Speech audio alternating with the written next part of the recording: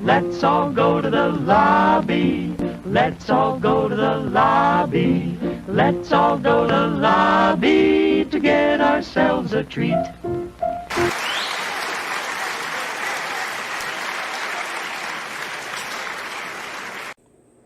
Welcome everybody to Dollar Tree Theater. Today's Dollar Tree feature film we're reviewing is Krampus the Reckoning, a 2015 film. This is by Uncourt Entertainment, is the distributor. It is put out by Uncourt/ENT.com. It is a Funhouse Features production as well, 2015.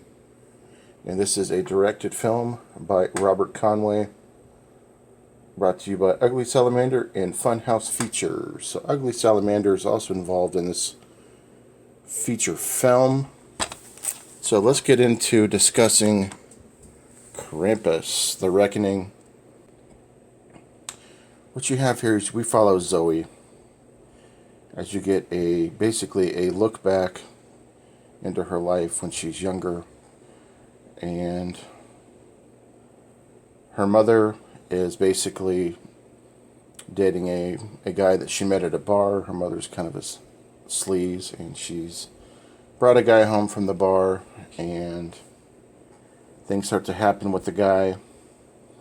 Meanwhile, the daughter has met a friend, and that friend comes in the form of a Krampus. It is a doll that she picked up while she was out hanging out with some friends. Well, this doll comes to life in the form of a Krampus, but it also alternates where it's at. It becomes a Krampus on the side, and it also takes over her body and her mind at times. And with that being said, people start to get picked off one by one in the beginning. Of course, the mother and the sleazebag boyfriend are going to be the first to be picked off. And then you see a clip of them being completely totaled by the Krampus.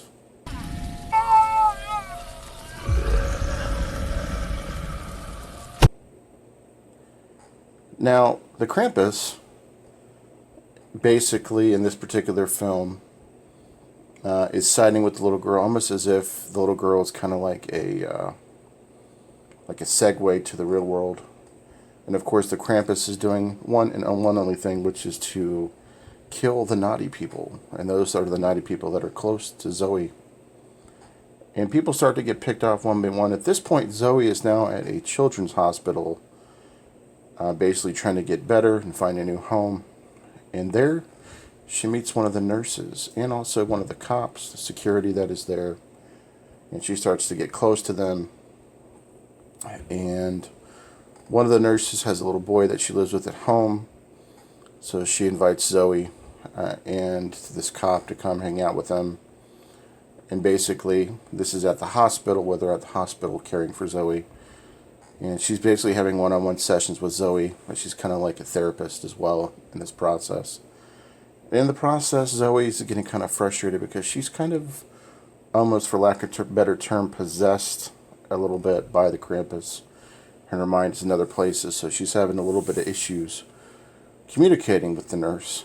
And essentially what you have in the film is, the plot is that they have to figure out what's going on with Zoe. Why are people being picked off? What is the culprit? Who is the culprit? Of course, all of this is happening during Christmas. And your main culprit is basically the Krampus. And that is the plot of the film. So the Krampus is wreaking havoc in a little small town. They've got to figure out how to stop him and why he's doing it. It's a very simple synopsis. Now let's get into my thoughts on Krampus the Reckoning. I thought the acting was okay. I thought the acting wasn't terrible. I know that people destroy this movie. And, of course, the reason that they're unhappy is because Krampus is all CGI. It is all digital, all CGI, basically. And what you're seeing in this, folks, is you are seeing a digital Krampus.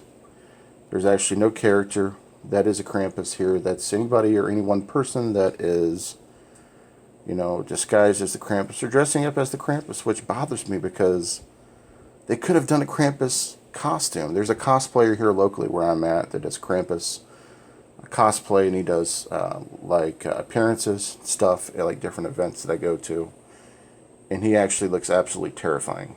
So to be honest with you, I kind of call bullshit on this. I wish that they would have made an attempt to make some type of costume. I don't like the CGI'd Krampus in this film at all.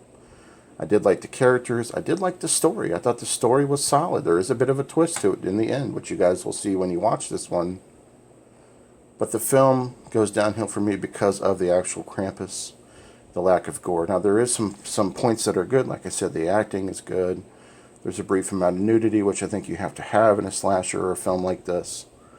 So that was good.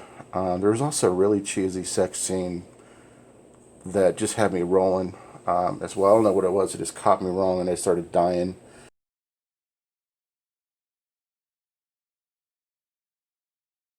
Just the expressions on people's faces, just absolutely hysterical. I know, I'm crazy. But, you know, is it worth $1? Is it worth, that's the biggest thing. Is this film worth $1? Absolutely worth $1. It's a nice Christmas stocking stuffer just for some fun. Would I recommend it to someone who's a hardcore Krampus fan or any of those type of films? No, I don't. It has no relatively history with any of the other Krampus films. But it is worth a one-time watch. I know that people give it about a 2 out of 10. I'd probably have to be in that same ballpark, maybe like a 3.5 out of 10. We just don't need the digital. We don't need that CGI Krampus. We just didn't need it. But anyways, that is my review of Krampus: The Reckoning here for Dollar Tree Theater. Hope you guys liked the review. Don't forget to like, comment, subscribe, and watch. This is Hobbs Horror. Peace.